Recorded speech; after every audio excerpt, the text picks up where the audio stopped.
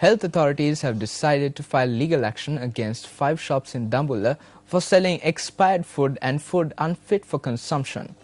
Medical Health Officer of Dambulla, Dr. Jayanath Jayasundar, said that several other such shops have been severely warned as well. The shops in question had been selling food to the many people who have thronged to Dambulla to witness the current Tri-Nation one-day cricket encounter that is underway. The Dambulla Medical Health Officer added that raids will be carried out in the future as well, taking this situation into consideration.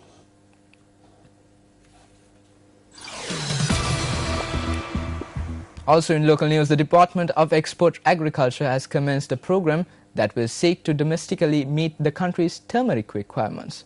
The program has been launched under the supervision of the North Western Province Assistant Director's Office of the department. Turmeric is cultivated in around 150 hectares in coconut plantations in the Kurunegala district as a supplementary crop. Assistant Director of the Northwestern Province of the Export Agriculture Department, H.P. Mappa, said that research has revealed that turmeric can be cultivated successfully as a supplementary crop in coconut plantations. Accordingly, many farmers in the Polpitigama, Malsiripura and Dambadeniya areas have taken up turmeric cultivation.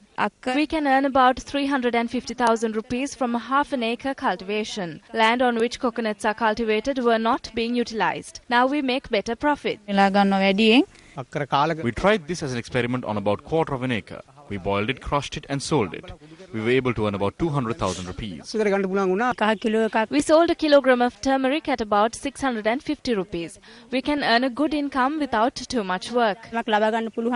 An aid program for turmeric farmers is also in effect. Under this program, a farmer is provided with 22,500 rupees to purchase seeds. We provide aid to farmers up to a maximum of 750 kilograms to encourage turmeric farming. That means for a kilo of seeds that is planted, we provide aid of around 30 rupees. In addition, we provide technical knowledge and training to farmers.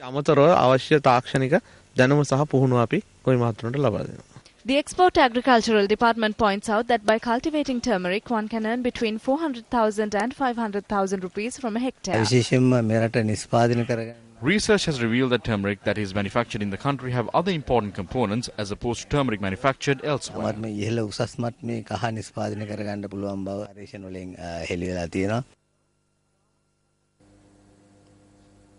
On a much more lighter note, a giant orchid has bloomed in the Peradeniya Botanical Gardens after the lapse of many years.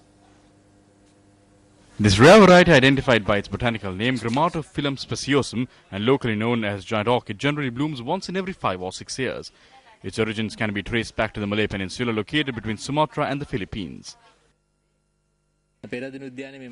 This flower bloomed at the Peradeniya Gardens after about 10 or 15 years. This is the world's largest orchid. That is why it's called the giant orchid. It's also sometimes identified as tiger orchid. It's about 3 meters tall. Dr. Cyril Vijayasundar noted that generally this flower does not wither for around 2 months. The news of this flower blooming has spread, attracting large numbers of local and foreign tourists to the location.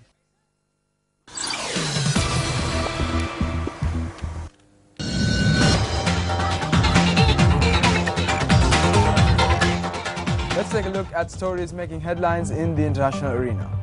Russia marks the 10th anniversary of the Kursk nuclear submarine tragedy. Hundreds of thousands of begonias used to create a giant flower carpet.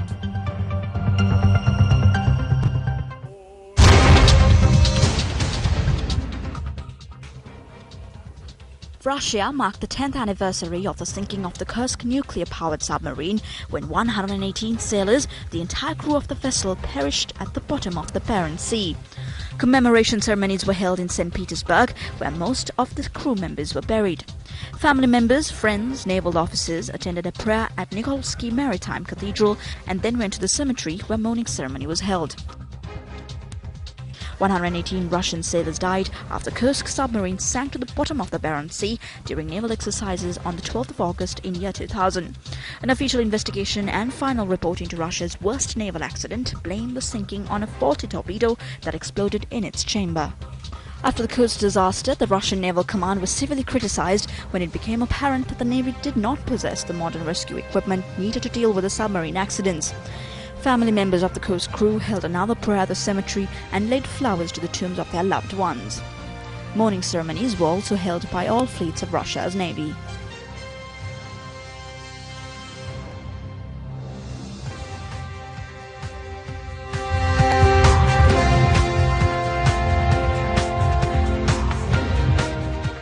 Little by little, patient volunteers delicately placed about 800,000 begonias in an intricate pattern to create a giant flower carpet on Brussels' Grand Place, the main square of the European capital's medieval city centre.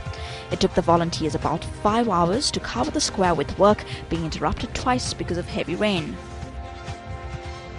It takes about 10 months to produce begonia bulbs, from the seeds being planted in heated greenhouses in February, March to the bulbs being sold in December.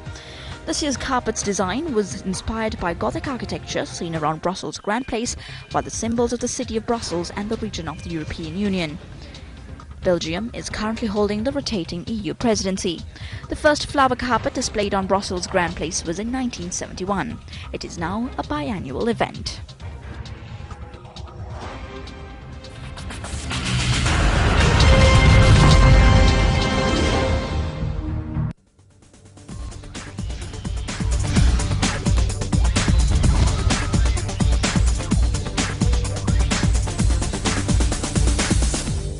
Taking a look at some sports news now. Sri Lanka will face New Zealand in the team's first encounter of the Tri-Nation Series involving Sri Lanka, India and New Zealand in a few hours' time.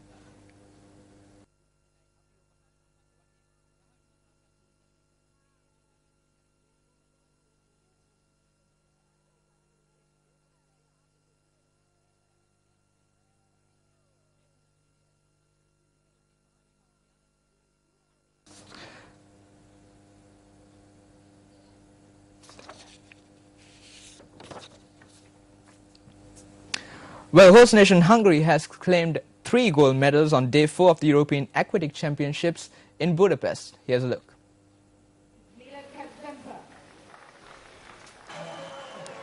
Katinka Hosszu kicked off Thursday's haul with a victory in the women's 200 meters individual medley before Daniel Gyurta won the men's 200 meter breaststroke.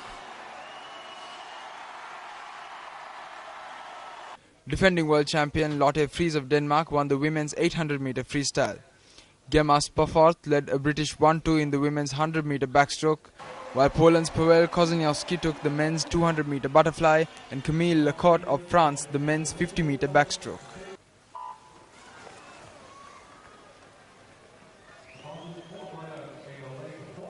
Hosszu then helped Hungary's women triumph in the 4x200 meters freestyle race.